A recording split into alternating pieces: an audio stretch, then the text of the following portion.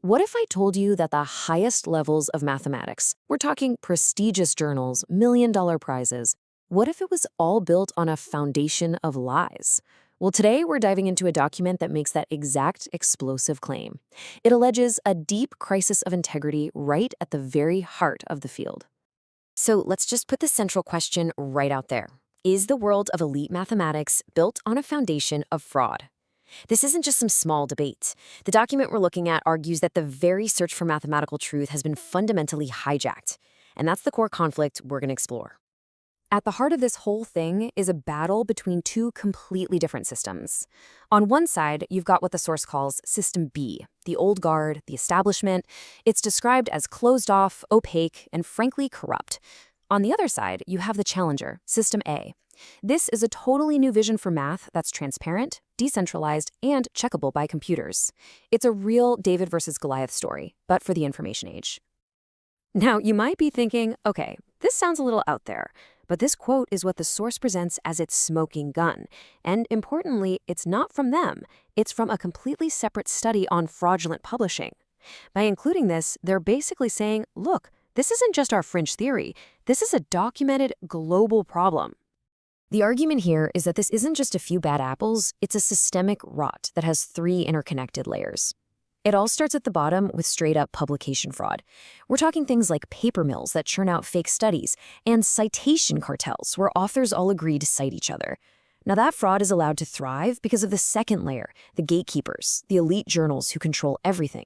And what holds this whole structure up? The third layer, institutional complicity. Universities and funders have every incentive to just play along and not ask too many hard questions. And sitting right at the top of this allegedly corrupt pyramid is what the source calls the ultimate paradox, the Clay Millennium Prize.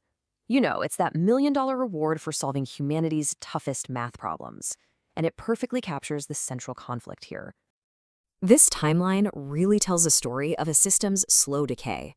The source connects things all the way back to 20th century physics, leading up to the prize's creation in 2000. But then you see a huge crack appear in 2003 when Grigori Perelman solves one of the problems but famously rejects the prize money. And the timeline ends with a really bold prediction that by 2025, the International Mathematical Union will have no choice but to admit to systemic fraud. So here's the core accusation in a nutshell.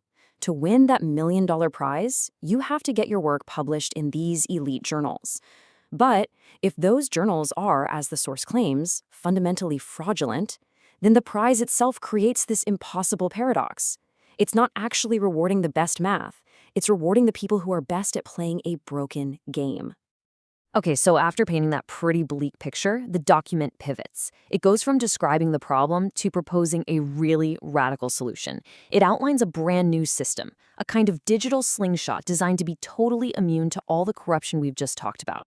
So how would this even work? Well, first, instead of relying on a handful of human reviewers, proofs get verified by a machine using formal proof software, in this case something called Lean4. You can think of it like a computer program that checks every single logical step. It's either right or it's wrong, no opinions. Second, the results can actually be physically demonstrated with hardware. And third, the whole process is public and transparent. Then, the source makes this fascinating claim. If the establishment rejects this system, it's not because the math is wrong. It's actually proof that the system works and threatens their power.